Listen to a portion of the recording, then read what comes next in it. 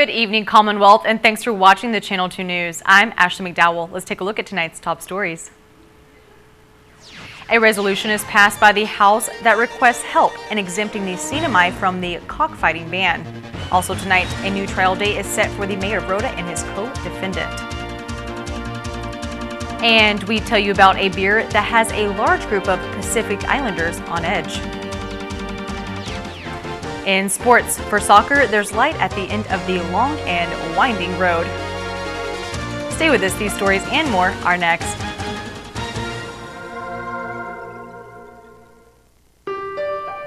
"48 hours. That's all we get in a week. But those 48 hours, we try to make them last forever. How? By filling in fast with all the right stuff. With a lot of laughter, a little drama, some adventure, and a whole lot of love." Dad, Mom's here. It happens pretty quick, Bye, Dad. but it's cool.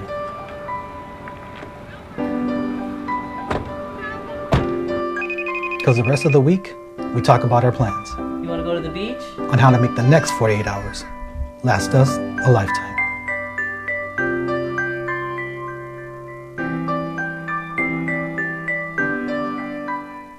Okay, so what are we thinking today? I just need a trim. Okay, well, luckily you are in great hands.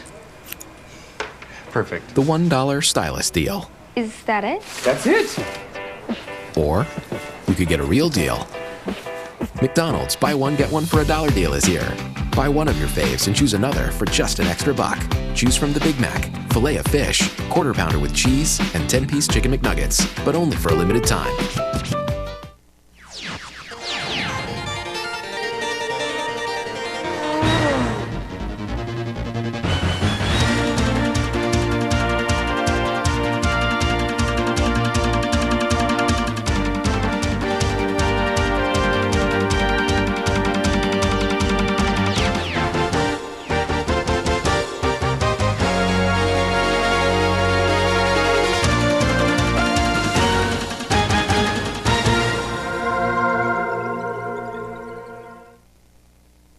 Half a day, Tiruwami, and good evening, Commonwealth. Today is Friday, September 6th, 2019.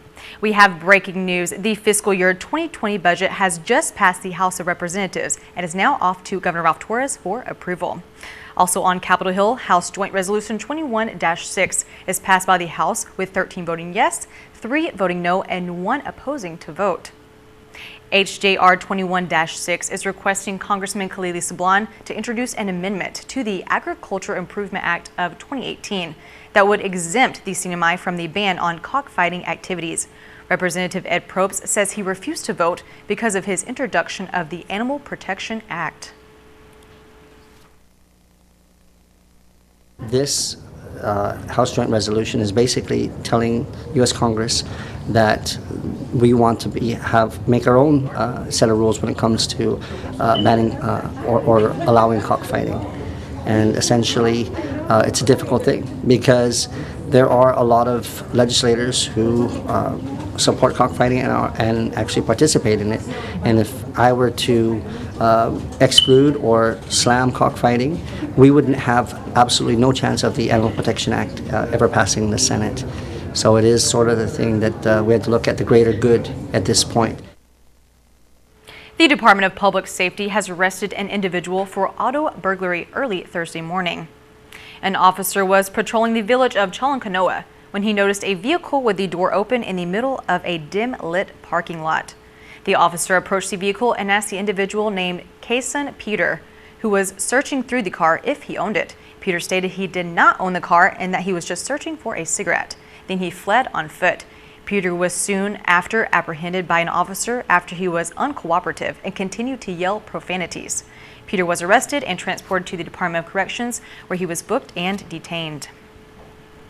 A new pretrial conference date and trial date has been set for the mayor of Rhoda and his co-defendant for allegedly taking government-funded trips under fraudulent pretenses. Ephraim Adelig and Evelyn Adelig are facing charges involving at least 8 trips taken at different times in 2018 to Guam, Palau, the U.S. mainland, South Korea, and Saipan. Ephraim Adelig has pending counts of wire fraud, conspiracy, theft from program receiving federal funds, another count of wire fraud, and false statement. Evelyn Adelig is facing counts of conspiracy, wire fraud, theft from program receiving federal funds, and false statement. A new pretrial conference date has been set for December 10th at 1 p.m. and a new trial date has been set for January 8th, 2020 at 10 a.m. Both defendants must be present in the courtroom for the trial date. Also in federal court today, the USA versus Lily Zhang Tidingo jury trial continues. Lily Tidingo is facing count 1 and count 2 of harboring an illegal alien. According to court documents, around 2013, Lily Tidingo and her husband Frank Tidingo are accused of harboring, concealing, and shielding from detention a Chinese child to avoid their detection from immigration authorities. Today in court, the defense attorney Bruce Berline filed a motion for acquittal for insufficient evidence, and Chief Judge Ramona Manglonia denied the motion. 2 more witnesses were called to the stand by Berline to testify. Defendant Lily Tidingo declined to testify. Judge Manglonia has continued the jury trial until Monday at 9:30 a.m., where both sides will give their closing arguments. A beer from a Dallas brewery has a large group of Pacific Islanders on edge due to the name. Take a listen. There used to be a sign on the Brunette Dome, "Don't come back here for 40,000 years." It's called Bikini Atoll. It's the name of an island within the Marshall Islands that was the nuclear testing grounds by the United States 73 years ago. A pivotal point in world history that many may not know or remember. They told the people on a Sunday after church in 1946 that they were going to have to move, and this was for the good of mankind and to end all world wars, and that if their islands did not turn to glass, they would be able to come back after these first 2 tests. It goes back to March of 1954, where the Bravo hydrogen bomb was blasted on Bikini Island, marking one of the largest weapons the U.S. has ever tested.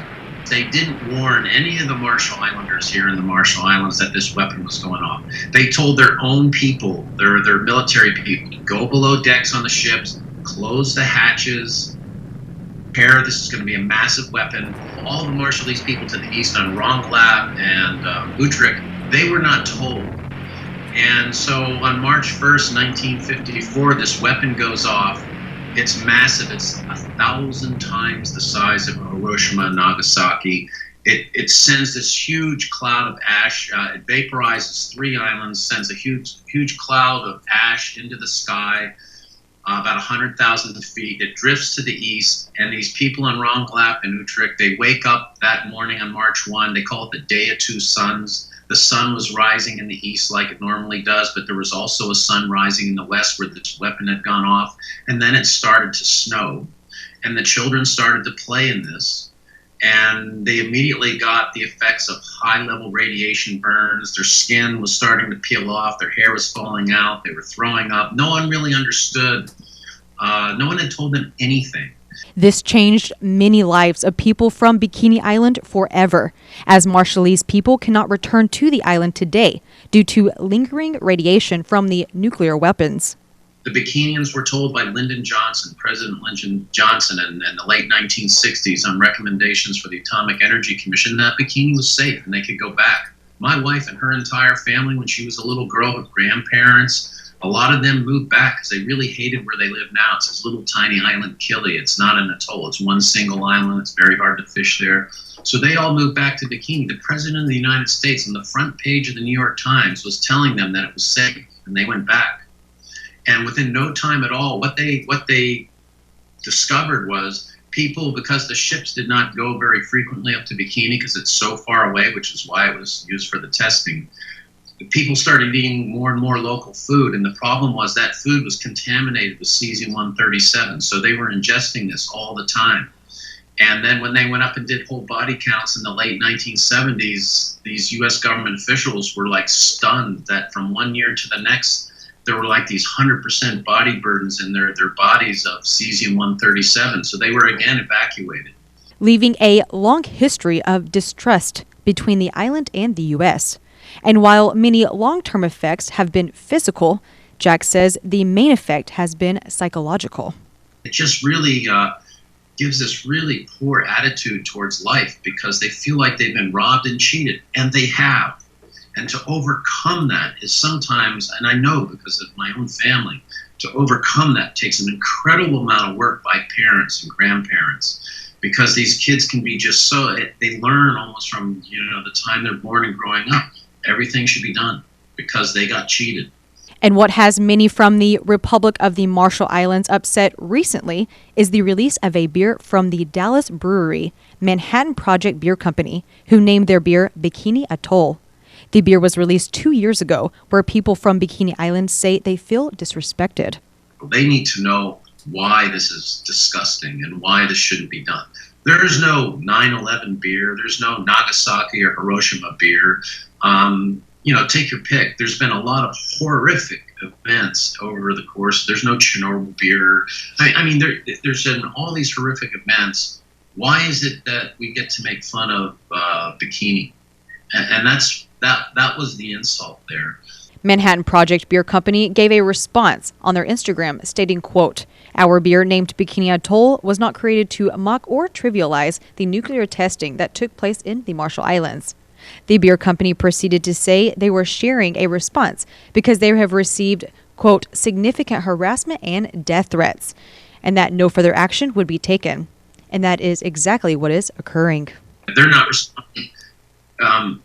The company is not responding to anybody. They won't let Marshallese people, they've all been shut off the website. They're not allowed to put comments on there. So they don't want to hear anything. KSPN also reached out to the brewery for further comment on the name of the beer, but received no response. Reporting for KSPN, I'm Ashley McDowell.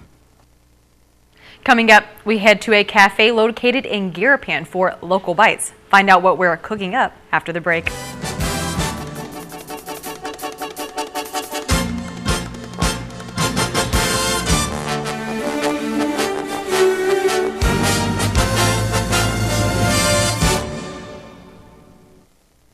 Get the phone plan you're looking for at IT&E. Stay connected with the strongest, widest, and most reliable network in the Marianas. Stream, share, play, shop, and surf the web with super fast 4G LTE data. Whether you need just a few gigabytes of data to get by, or if you want to go further with unlimited data, there's a plan for you. You'll always get the best price. Visit any IT&E store or call us to learn more. IT&E.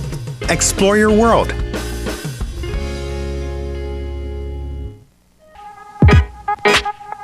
Mina's Green Gala is set for Friday, September 13th at Fiesta Resort and Spa. Tickets, $75 for a fun night to celebrate the environment. Grand prize raffle drawing for one economy class ticket to anywhere United Airlines flies. Please call Mina at 233-7333 or email them.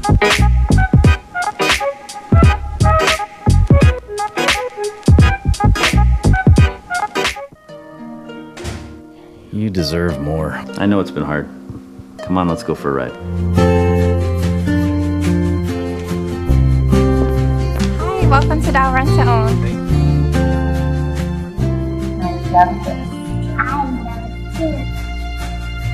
Thank you. You're welcome. Now this feels like home. Dial Rent to Own. Making lives better since 1987. Looking for something fun to do in the Marianas? Check out these exciting events on the Marianas calendar. The Rota Coconut Festival. Outdoor fun for all ages at Conquer Enduro OCR Championship on Rota. The 5th Annual International Festival of Cultures and Chief Taga Day Festival on Tinian. Learn more about these and other events on the Marianas calendar at mymarianas.com.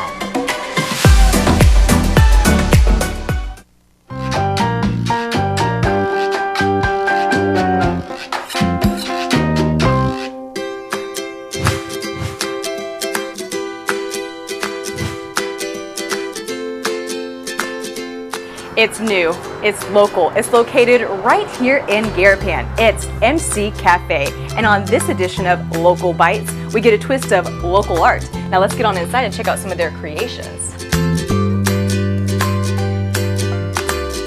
Mariana's Creations is a local origin business.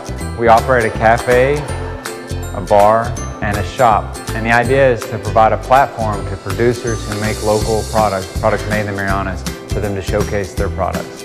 Our goal is to give anyone who makes a local product a chance to bring it to the market.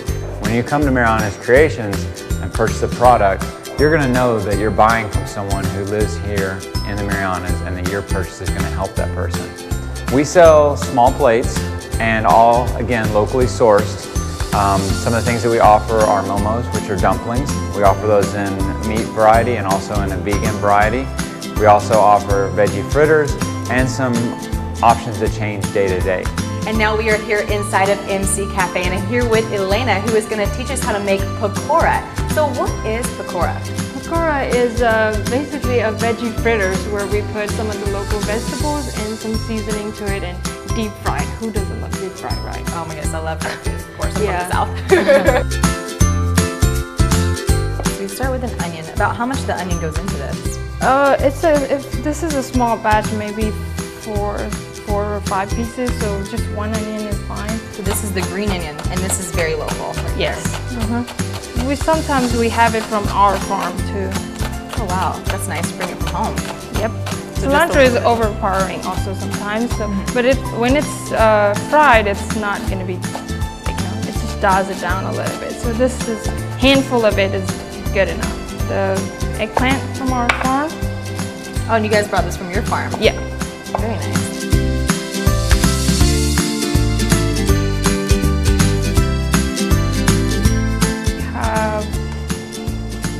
Garlic, fresh chopped garlic, garlic powder. This is pepper and salt.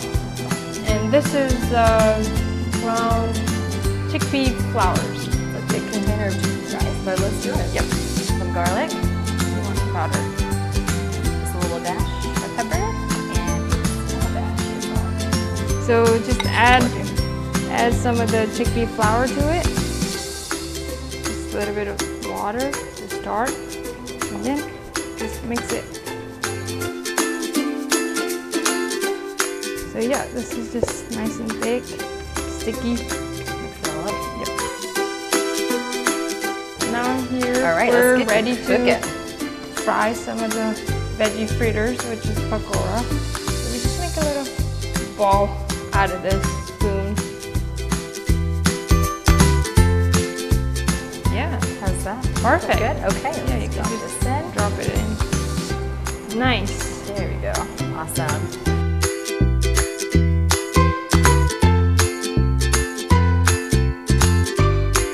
We serve this with our homemade chutney with our local tomatoes. Oh wow. So this is a little bit of chutney. Put in there. Put this on.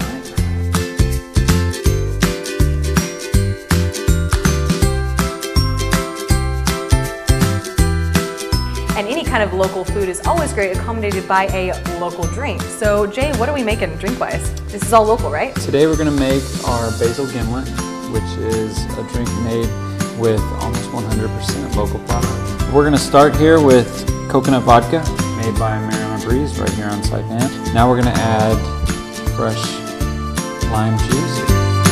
We're going to add half an ounce of our homemade simple syrup, which we make here in-house at Mariana's Creations. Okay, now for the most important ingredient, of course, the local basil. Drop that in. Gonna mix that with some crushed ice.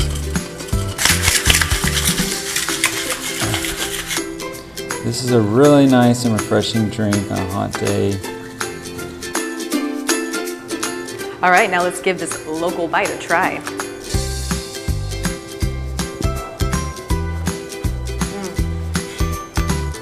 Delicious as always. So make sure to check out MC Cafe located right here on Micro Beach Road. Catch you next time on Local Bites.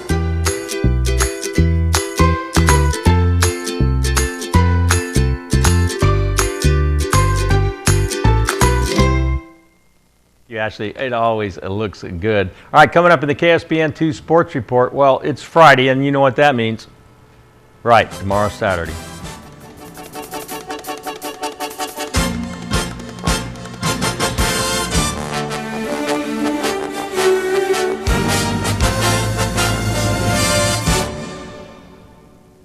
Faster, easier to use. With live TV, recordings, video on demand, and streaming apps, all in a single place. When you're looking for something new, recommendations are tailored to you. Voice-powered, personalized results to find what you want faster. And the unlimited potential of smart home. The new experience from TiVo is here.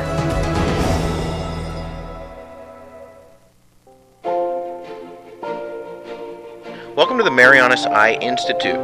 Our office on Beach Road is staffed with U.S. certified eye care technicians, doctors that have received national recognition, and a friendly, professional staff that will look after you and your loved ones. With over 1,200 eyeglass frames to choose from and an in-house lab, we can make most glasses in about an hour.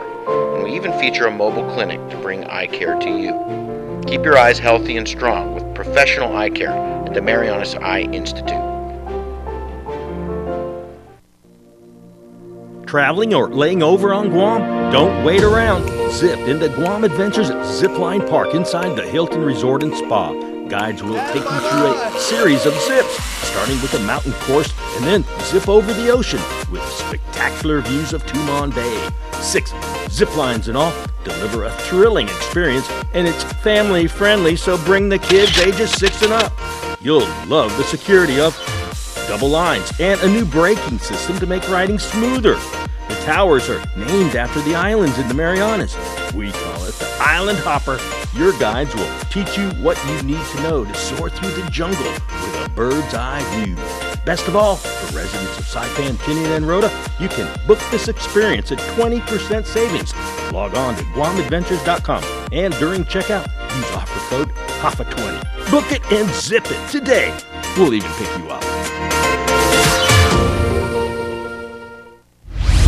Buenas sports fans.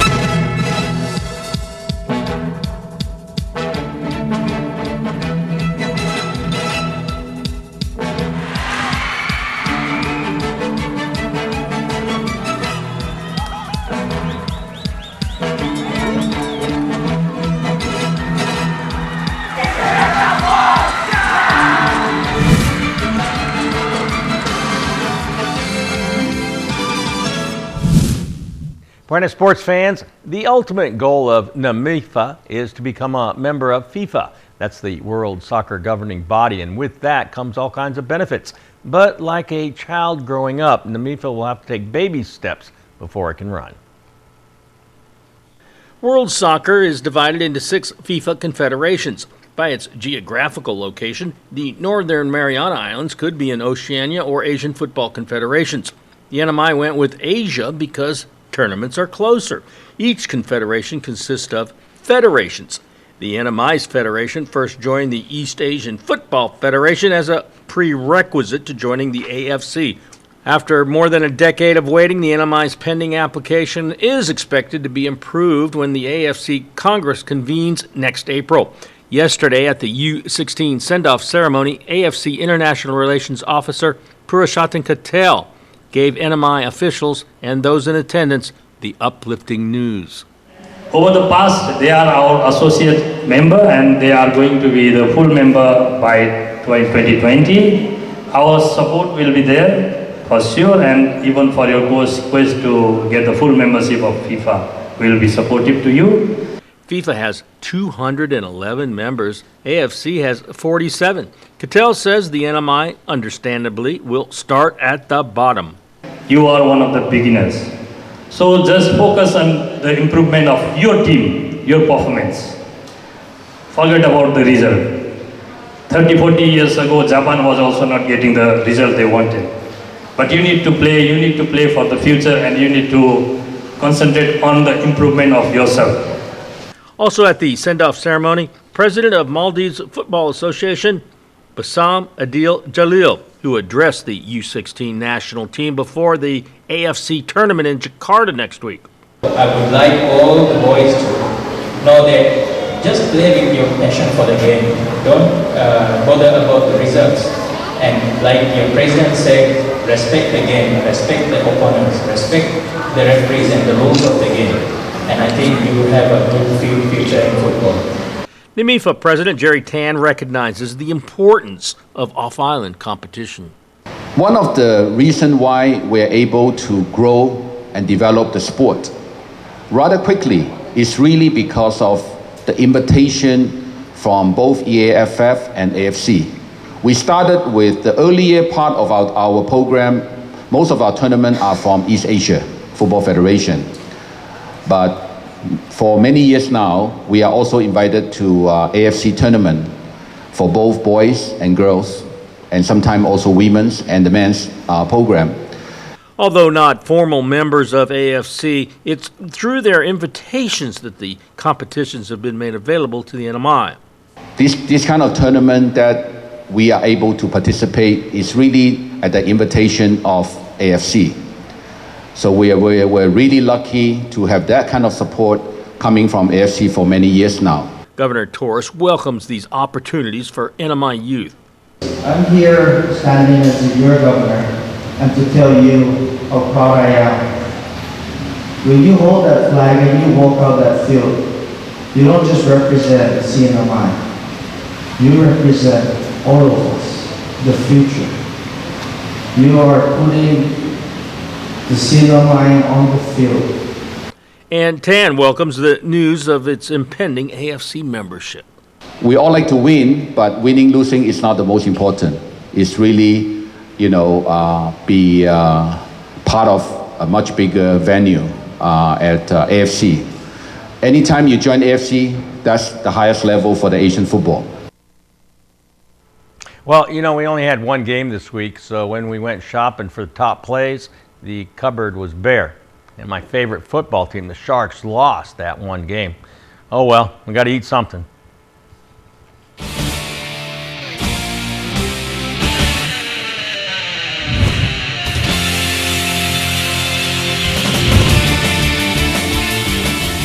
The top play of the week, the CNMI Sharks suit up for their one-game-a-year season. A home game against the Guam All-Stars.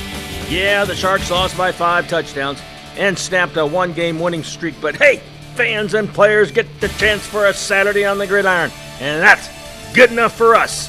The KSPN Sports Top Play.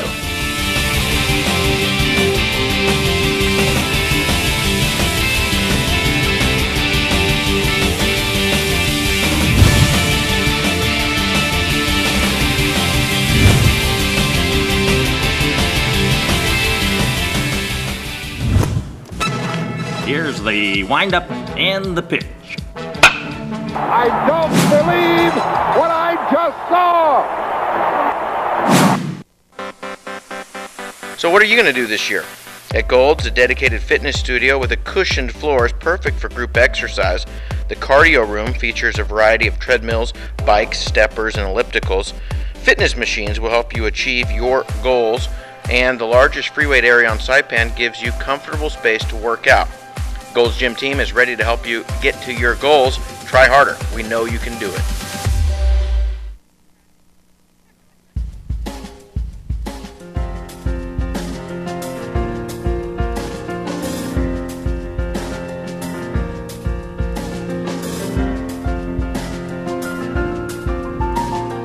All right, today's high 88, the low 81, the heat index 103, humidity 79%. Tomorrow I look for some sunny skies out there with isolated showers. Unusual northwest winds, 10 miles an hour. High 88, low 79, seas 2 to 3 feet. Sunrise tomorrow morning, 6:05, a low tide at 8:27 in the morning, a high tide at 3:56, and sunset at 6:25. All right, thank you, Bob, for that weather report. Oh, you're most welcome. And hopefully have a beautiful weekend ahead of us. I hope so, too. Some nice clear weather. I'm looking forward to it. But the weekend starts when? Starts right now. Starts Have a right great one. now. We'll see you back here on Monday. Thank you for watching. Have a great weekend. Have a great weekend.